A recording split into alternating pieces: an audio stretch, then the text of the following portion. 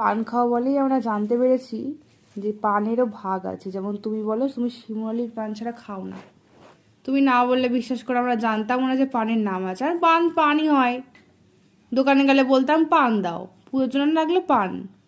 তুমি একমাত্র আমাদের পরিচয় করিয়েছো যে শিমুরালির পান, পালপাড়ার পান, চাকদার পান, তাই তো বড়মা? যেহেতু শিমুরালিতে, তাই তোমার ওখানকারই পান খেতে হবে, তাই তো?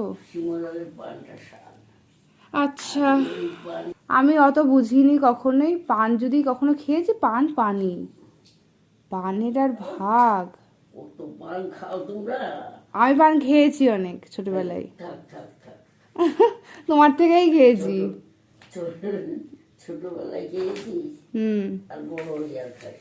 না, বড় হয়ে কার কাছ থেকে খাবো? আমি দোকানে কিন্তু পান খাই, নেশা হয়ে যাবে আমার।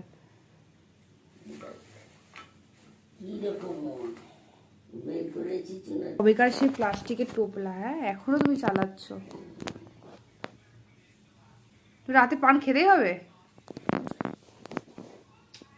নেশা নেশা লাগবে না রাত্রে, আর না খেলে পাকে পাকে নশি খাওয়া লাগবে।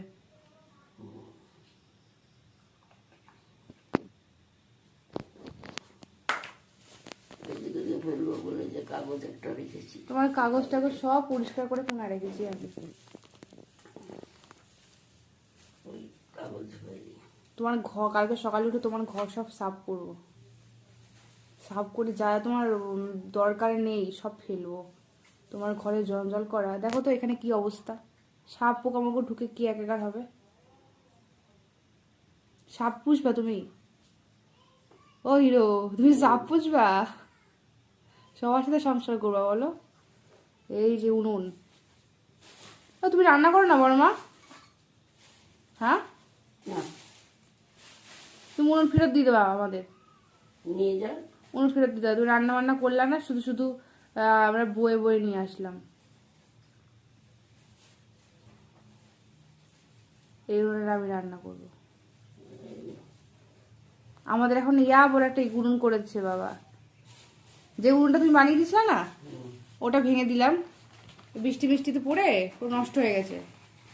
তার একটা এত বড় একটা উনুন বানিয়েছে।